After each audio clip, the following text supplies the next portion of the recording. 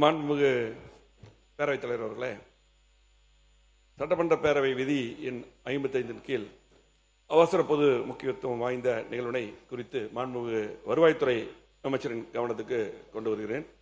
கோவை மாவட்டம் தொண்டாமுத்தூர் தொகுதிக்குட்பட்ட இக்கரை பொழுவாவட்டி, மத்துராவிபுரம், இருட்டுப்பள்ளம் மற்றும் மாநகராட்சி பகுதியிலான நரசிபுரம், குனியமுத்தூர், சுண்டகாமத்தூர் ஆகிய பகுதிகளில் ஊர்நத்தம், அதாவது பூர்வீக சொத்து, ஜீரோ வேல்யூவாக தவறாக பதிவாகிருக்குது. அது இப்போ முன்னாடி பதிவாயிருக்கு.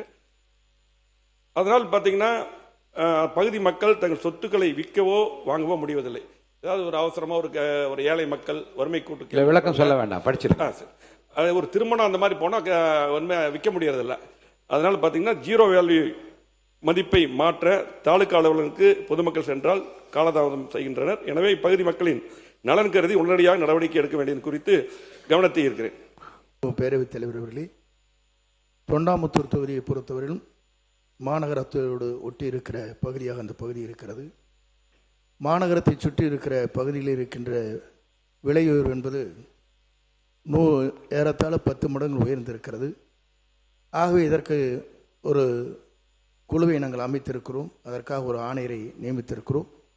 அதன் அடிப்படையில் இது போன்ற ஜீரோ வேல்யூ என்று சொல்லப்படுகிற எந்தெந்த பகுதியில் இருக்கிறது என்பதை ஆய்ந்து அதற்கான உரிய நடவடிக்கை மேற்கொண்டு அவர்களுக்கு முழுமையாக அதற்கு பட்டாக்கள் வழங்குவதற்கு நடவடிக்கை மேற்கொண்டு வருகிறோம். பேரவைத் தலைவர் அவர்களே, அவையின் விதி 55 படி மது மற்றும் ஆயுதத்துறை அமைச்சருடைய கவனத்தை ஈர்க்கிறேன்.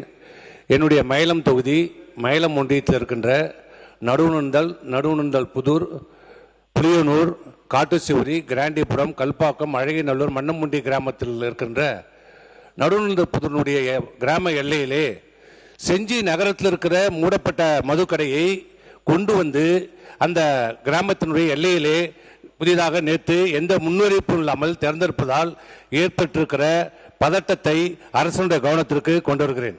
அருண்மொழி தேவன். மாண்புமிகு பேரவைத் தலைவர் அவர்களே, படிச்சிருங்க. தொழில்துறை அமைச்சர் அதை படிச்சுங்க, படிங்க. கவனத்திற்கு கீழ்கண்ட பொருளை கொண்டு வருகிறேன். கடலூர் மாவட்டம் நெய்வேலி NLC நிறுவனத்திற்கு நிலம், வீடுகளை கொடுத்த விவசாயிகள் உரிய இழப்பீடு, தேவையான வேலைவாய்ப்பு கேட்டு போராட்டமே என வாழ்ந்து வருகின்றனர்.